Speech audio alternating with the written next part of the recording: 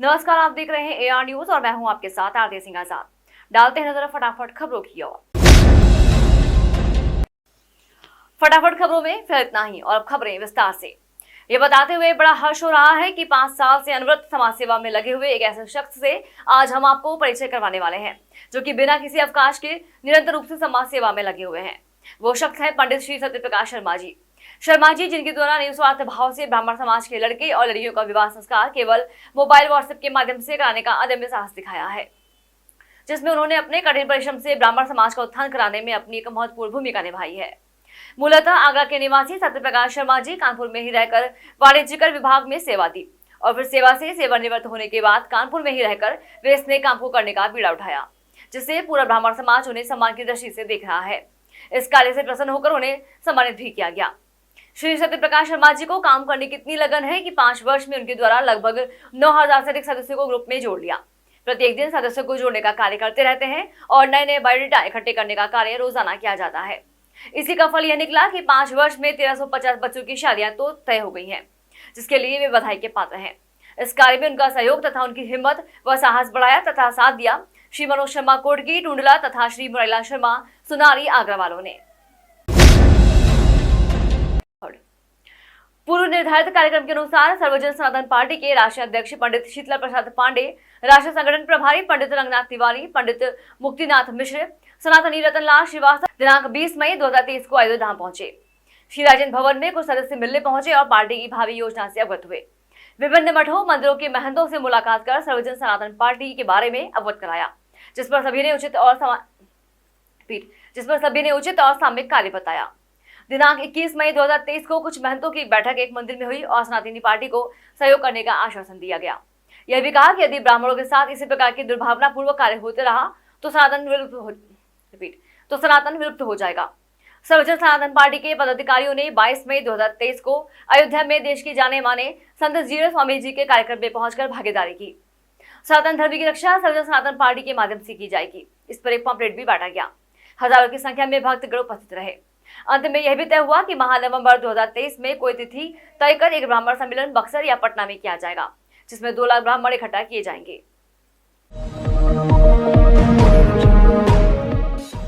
Online gaming कंपनियों पर ED की कार्रवाई। अवैध रूप से विदेश भेजे गए 4,000 करोड़ रुपए।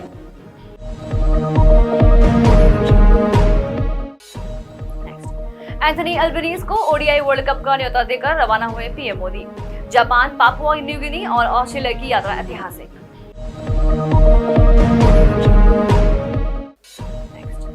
सचिन पायलट के अल्टीमेटम पर बोले गहलोत, मीडिया ने फैलाया भ्रम, हम साथ साथ।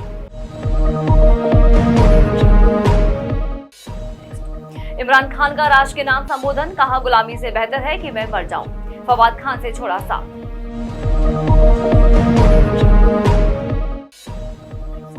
नए सांसद को लेकर सियासी जंग जारी, 19 विपक्षी पार्टियां करेंगी समारोह का बहिष्कार। ओवैसी बोले स्पीकर को करना चाहिए उद्घाटन।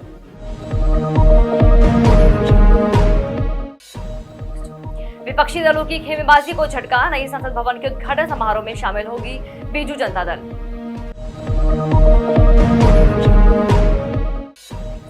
जनता को भाया मुफ्त बिजली पानी का मुद्दा, 57% लोगों की राय, गरीबों के लिए ऐसी नीतियां जरूरी। एलआईसी का अडानी शेयरों में निवेश मूल्य बढ़कर 44,670 करोड़ रुपए पर पहुंचा।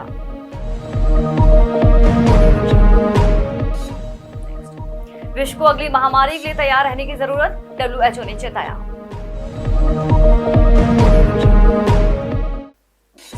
वियतनाम पर अडानी समूह की नजर, $3 बिलियन निवेश की योजना।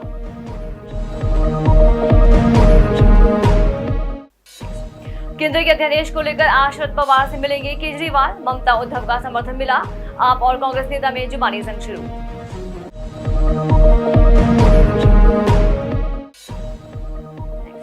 हैदराबाद में दिल्ली की श्रद्धा जैसा मर्डर, लिव इन पार्टनर की चाकू मारकर हत्या की, फिर उसके शरीर के कई टुकड़े किए।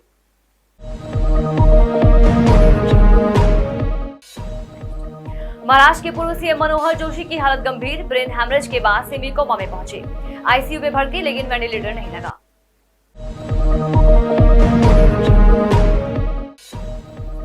राजस्थान में जमकर हुई बारिश, जम्मू में ओले गिरे। अगले 3 दिनों में नॉर्थ वेस्ट इंडिया में 4 से 6 डिग्री तक गिरेगा तापमान, लू भी कम चलेगी।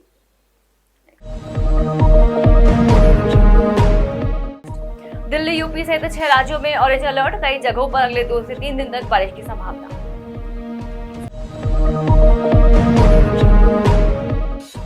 मुंबई ने लखनऊ को 81 रन से हराया, अब 26 को गुजरात से होगी भिड़ंत। आकाश ने 5 रन दे झटके 5 विकेट। 3 देशों की यात्रा कर प्रधानमंत्री नरेंद्र मोदी देश लौट आए हैं।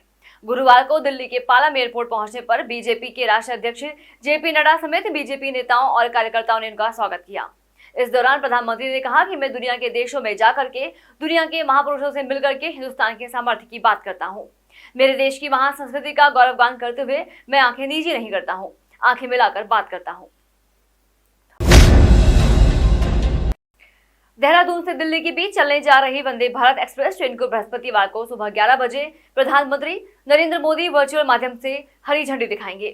ट्रेन नियमित रूप से 28 मई से देहरादून और दिल्ली के बीच चलाई जानी है। इससे पहले मंगलवार को दिल्ली और देहरादून के बीच 8 कोच वाली इस ट्रेन का ट्रायल किया गया था, जो कि सफल रहा। यह ट्रेन बुधवार को छोड़कर सप्ताह में 6 दिन सुबह 7 बजे चलेगी। संयुक्त निदेशक रेलवे बोर्ड विवेक कुमार सिन्हा ने बताया कि देहरादून और दिल्ली के बीच ट्रेन के केवल 5 स्टॉपेज होंगे। इनमें हरिद्वार, रुड़की, सहारनपुर, मुजफ्फरनगर और मेरठ शामिल हैं। ट्रेन की अधिकतम रफ्तार 110 किलोमीटर प्रति घंटा होगी, वहीं औसत रफ्तार 63.41 तय की गई है। ट्रेन का किराया भी जल्द निर्धारित किया जाएगा। बताया जा रहा है कि किराया शताब्दी एक्सप्रेस से 1.2 से 1.3% तक अधिक हो बताया जा रहा है कि किराया शताब्दी एक्सप्रेस से 1.2 से 1.3% अधिक हो सकता है। फिलहाल इतना ही, कल फिर हाजिर होंगे कुछ और बड़ी खबरों के साथ। तब तक के लिए बने रहे हमारे साथ और देखते रहे AR न्यूज। नमस्कार।